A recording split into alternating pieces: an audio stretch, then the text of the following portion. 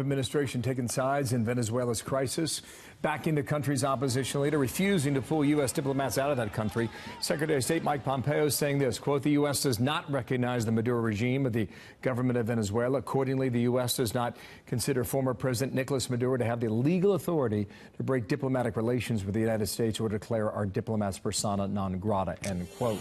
Maduro said get out within 3 days. Apparently that's not going to happen. Steve Harrigan watching the latest on this volatile situation that might shape up like a revolution.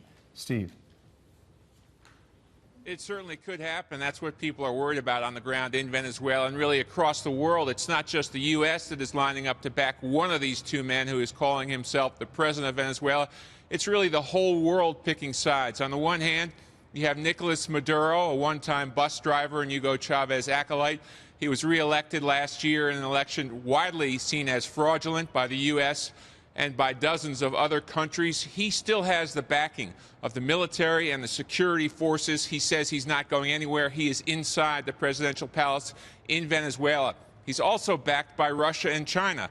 On the other side, you have the interim president, Juan Guaido. He's been recognized by the U.S., by Canada, and by much of South America. He had several 100,000 protesters out in support of him on Wednesday. He gave himself the oath of office. So you have two men calling themselves the president of Venezuela.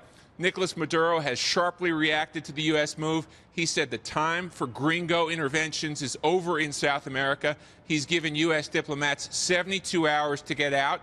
Right after he issued that order, the second man calling himself president said no, the U.S. diplomats don't have to leave. What really is interesting now is to watch what happens next. Will the protesters come back out on the streets? And what will Maduro do with the man calling himself president, now backed by the U.S.? Those protests were violent yesterday. There were water cannons and rocks, but they weren't crushed by security forces. The big thing that's different, Maduro has not arrested the opposition leader. He's perhaps not willing to take that risk and raise the stakes that high yet. Bill, back to you. Thank you, Steve. Steve Harrigan watching that in a